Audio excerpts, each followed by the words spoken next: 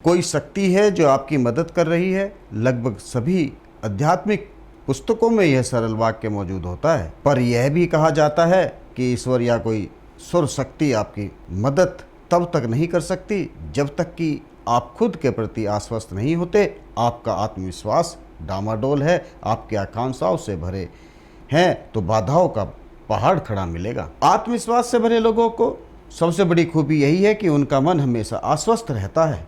वे समझते हैं कि किसी समस्या का हल तब तक संभव नहीं जब तक खुद पर भरोसा न हो। आत्मविश्वास नहीं है तो महाशक्ति बनने की कल्पना व्यर्थ है। तो दर्शकों, आज हम जानेंगे आत्मशक्ति से महाशक्ति तक का। नमस्कार दर्शकों, महाकाल टीवी के इस विशेष कार्यक्रम में आपका सभी का स्वागत है। तो आत्मशक्ति से महाशक्ति तक समय कठिन है, यह कठिन जान पड़ता है, पर यह समय भी बीत जाएगा। मुश्किल समय हमेशा भीतर से झांकने को प्रेरित करता है और आत्मशक्ति से हमें परिचित करा देता है। आप आत्मशक्ति के बल पर, महाशक्ति के बल पर महाशक्ति बन सकते हैं। महाशक्ति के लिए कोई बड़ी समस्या नहीं होती, पर हम खुद बाधाएं खड़ी कर लेते हैं। क्या है वे कदम जो खुद को महाशक्ति बनाने के लिए जरूरी है?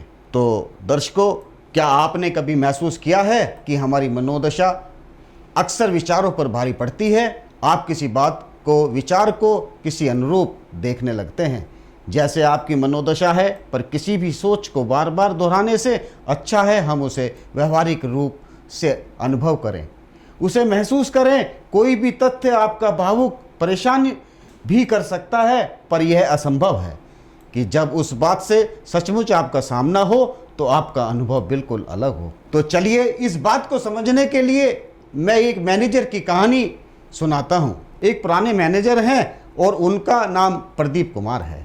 एक संस्था की धरोहर कहे जाते हैं, ना केवल काम में अपनी असाधारण क्षमता के कारण, बल्कि किसी भी तथ्य को लेकर अपनी सोच व उससे अलग तरह से समझने के कारण भी यही वह बात है कि जिसमें हर कोई उनका मुरीद है। ऐसी कोई समस्या नहीं जिसका उच्च समाधान उनके पास नहीं होता। यही वजह है कि अपनी समस्या के हल के लिए अब हर कोई उन पर निर्भर हो गया है। प्रदीप समस्या के समाधान के लिए समस्या को साफ साफ वह जैसी ही उसी रूप में देखने की बात करता है, पर उसे पहले उसमें सभी तरह की नकारात्मकताओं को बाहर निकाल फेंकने के लिए जरूरी मानते हैं। पर इसके लिए वह सहयोगियों की सारी बातों की आकांक्षाओं को ध्यान में सुनता है। इसके बाद सारी बातों पर मंथन कर अपने मन को समाधान का एक खाका खींच लेता है। खास बात यह है कि तथ्य को खारिज नहीं करते, बल्कि सभी तथ्यों को आखिर में नए रूप में प्रवेश कर देते हैं। प्रदीप खुद स्वीकारता है कि किसी को वह खुद भी पहले किसी विचार या तथ्य को अपने तरीके से देखते हैं, पर जब उस पर काम करने जाते हैं तो आखिर में वही तथ्य नए रूप में सामने होता है। इस कहानी का एक संदेश है कि आपको समस्या पर नहीं, समाधान पर फोकस करना चाहिए। तो दर्शकों, मैं दोबारा से इसी बात को दोहराता हूं कि आपको समस्या पर नहीं, समाधान पर फोकस करना चाहिए। और आपको भी प्रदीप की तरह अपनी आत्मशक्ति के प्रयोग से ऐसा कर सकते हैं। आप भी इनकी तरह परिवार, अपने संस्थान या समाज के लिए धरोहर बन सकते हैं। भय है कि ना सुने। छत्रपति शिवाजी महाराज का एक कथन है कि निर्भीक बने, ऊपर वाला आपकी मदद करेगा। जब आप निर्भीक होना सीख जाएंगे तो आप खुद महसूस करेंगे कि आपकी मनोवृत्ति बदल रही है। तो दर्शकों, आपने बॉर्डर फिल्म देखी होगी, उसमें अभिनेता सनी देओल का डायलॉग इसी बात को समझने के लिए मदद करता है कि इस फिल्म में जो मैनेजर की भूमिका में कुलदीप के किरदार में सनी एक जगह कहते हैं कि मैं उस युद्ध को नहीं जीत सकता, या स्थिति जीत के योग्य नहीं है। हार रहा हूं तब भी मैं डरने के बजाय आक्रमण करता हूं। पर वही साथ खड़ा एक सैनिक इत्तेफाक नहीं रखता। वह कहता है कि पर यह सही नहीं है, उसे ऐसा करने से डर लगता है। उसे डरे हुए सैनिक के कंधे पर हाथ रखकर सनी एक बात कहते हैं कि आपको अपने मन में बैठे भय की सलाह नहीं माननी चाहिए। तो दर्शकों, बस इतनी सी बात है, जब आपको लगे कि आप भयभीत हैं और मन में बैठे भय को यह अवसर ना दें कि वह आपको डराए, उसे हावी होने से पहले चुप करा दें, उसकी बातों पर ध्यान न दें। इसी जगह पर अपने मन में नकारात्मकता और भरोसा बढ़ाने का प्रयास करें। एक बात और है कि आप अच्छी पुस्तकें और संगत का साथ रखें। वे लोग जो लंबे समय से भय व असुरक्षा के शिकार हैं, उन्हें अच्छी पुस्तकें और सकारात्मक लोगों के साथ पाने की कोशिश करनी चाहिए। भय और असुरक्षा का एक बड़ा कारण है कि हम खुशियां बाहर तलाशते हैं, जबकि ये हमारे भीतर हैं। दर्शकों, ध्यान देने वाली बात है कि हम खुशियां बाहर की दुनिया में तलाशते हैं, जबकि सभी खुशियां हमारे अंदर हैं, हमारे शरीर के अंदर हैं, हमारे मन विकार के अंदर हैं। बाहर मिलने वाली खुशियां मायावी होती हैं। लाख कोशिश करें, पकड़ में नहीं आती, पर खुशियों का गलत जगह तलाशते हैं। दरअसल ऐसी हमारी सोच के कारण होता है। इसे आप बेहतर परिवेश और पुस्तकों के साथ से बदल सकते हैं। तटस्थ भाव से देखें अपने विचार। जिन पुराने विचारों के साथ रहते रहे हैं, उनका अवलोकन करें, वैसे ही जैसे किसी और को देख रहे हो। तटस्थ भाव में देखें कि कैसे वह आपको प्रभावित कर रहा है। उन विचारों को सिर्फ सुने, उनका मूल्यांकन ना करें। आप पाएंगे कि आपके मन में वही विचार पिछले दरवाजे से दाखिल हुए हैं, जिन्हें आपने बुलाया ही नहीं।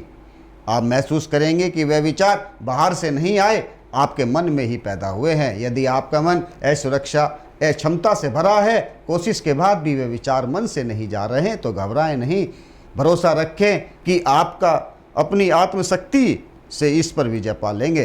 तब महाशक्ति का एहसास होगा। वह शक्ति पैदा हो रही है जो मन को नियंत्रित कर पाने में सफल हो रही है। बस कुछ कदम दूर हैं आप महाशक्ति बनने से। तो जानेंगे यह वह कौन से कदम है।